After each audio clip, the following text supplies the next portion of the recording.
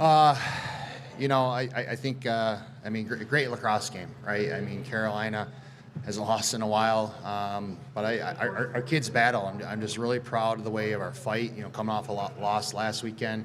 We had a great week of prep, learning from the Maryland game, and the scout team was kicking our butt all week and really prepared us. And, at the end of the day, it's a loss, but it's a lot to build on. And at this point, playing this type of schedule, it's about building, just building on the builds. And if we can do that, eventually we're going to come out on the right end. So really proud of our staff and the kids, and lots to clean up of some areas that we focused on that we were better, and then a couple areas we obviously got to clean up. Carolina is a relentless team that rides, and forced us into some turnovers on the ride there, but we battled on the draws. We were close. We were right there. We thought we had a good game plan going in, and we didn't. A couple times we hit our marks, a couple times we didn't. But that's an area we got to keep focusing on and go. But really proud of the effort from the kids all week long, and the attitude. And it's a loss at the end of the day, but just really excited for the future of our team.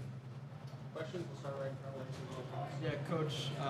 Just what was the strategy of slowing down Chloe Humphrey, and just how would you evaluate how your defense did throughout the game there? Coach Stifo prepped it all week long. Her and Mags, and I thought Dan played outstanding. And at the other end of the field, we want to take a little longer possessions and to shorten the game a little bit. But I think Chloe still ended up with 13, 14 shots.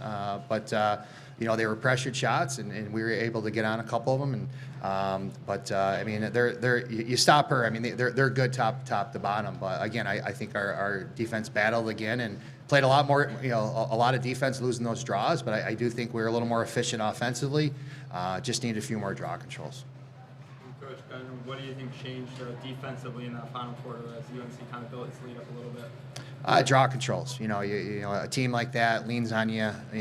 It's like a boxing match, right? I mean, eventually, you're going to give up a little bit. So I think, keeping that balance through 60 or more minutes is key. And I thought tonight we put 40, 45, 50 good minutes, and you can't lapse against that team. I mean, but we limited their runs and we answered their runs, and I think that's a sign of a team that's got a lot of potential. When you answer runs, that's important. When you stop runs, it's important. So lots to build off of.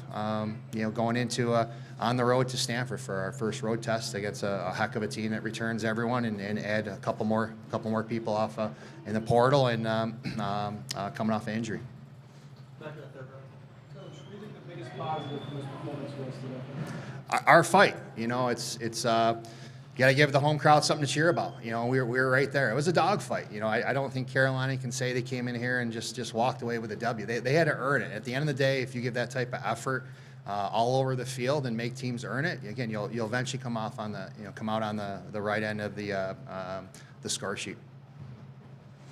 For Emma and Molly, just thinking back to the Maryland game, as Coach said, you guys weren't as efficient offensively. So what do you think went a little better today?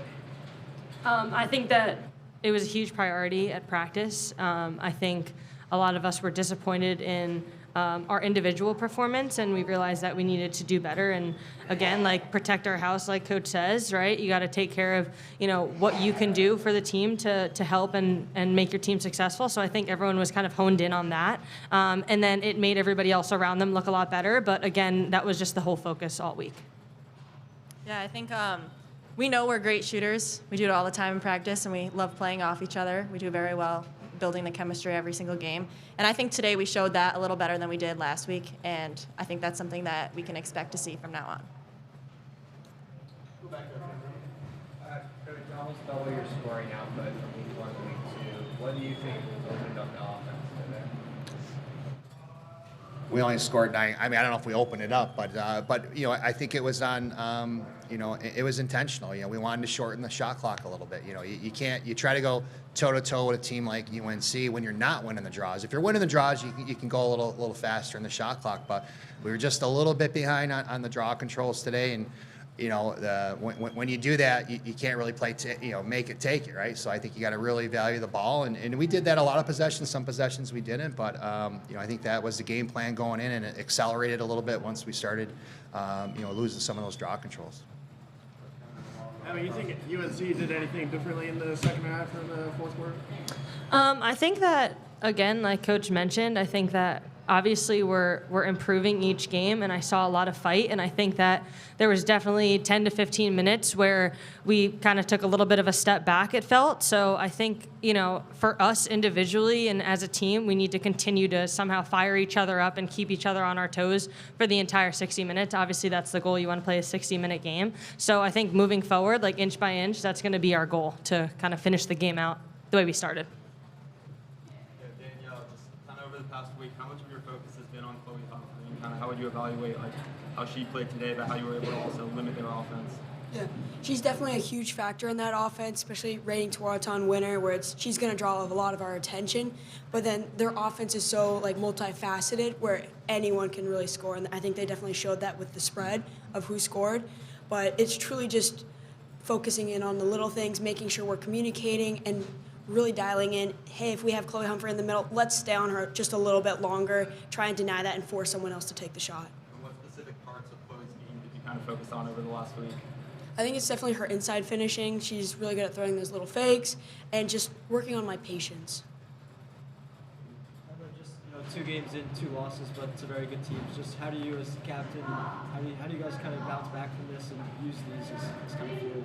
Yeah, I mean, you never want to be 0-2 to start the season, but I honestly couldn't be more proud of everybody. I think that, starting off the season with a loss to Maryland, it was tough, but I think that everyone came to practice the next week with a lot of intention, a lot of fire, and I just see a lot of improvement from the first game to this game, which is really promising and exciting. And you don't win a national championship in February, you win one in May, so that's what we got to keep reminding ourselves of. And I think that each game we're going to get better and better.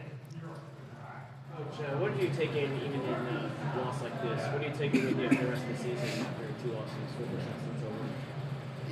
Again, it's just a build. You got to build, and you got to learn. And I think the team did that, and they saw some good things tonight, and we just got to keep building.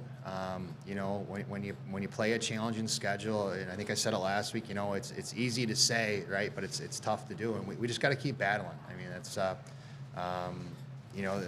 kids. It's a tough group. They're resilient. They're not going to fold, and they're not going to quit, and they're every day they come to practice ready to work, and they're very coachable and open-minded, and we just got to keep getting better. And mindset switches a little bit.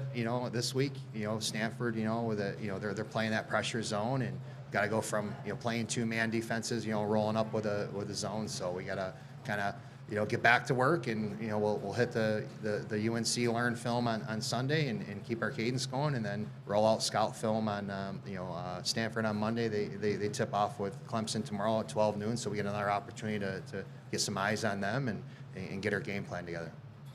2 more if anybody's got them. Go right here and then finish the third. Daniela, there were a couple of series this game where the Tigers was kind of go, attacking you in the cage. What are those frenzies like from your perspective? Yeah, it's definitely tough. It's just really trying to pace myself, trying to realize there are shots it's a very slim chance I'm gonna get, and just kind of having that awareness of I need to take a breath. There's only so much I can do, and heck, if I can get a piece on it, I'm gonna do a cartwheel. I'm gonna celebrate that whatever way I can. Last question. You today between the fights, despite the loss, what was really going on for you today? I'm sorry, I can't really hear you. What was going on for you today between the fights, despite the loss? Yeah, I definitely think seeing the ball inside, kind of predicting a lot of those in tight shots, they're just turn shooting. So if I could, I'd take a step out, really limit their angle, and just try and give them different options. I'm gonna take a step out, I'm gonna sit on my arc, just try and toy with them the best I can. All right, thanks everybody. Thank you. Thank you.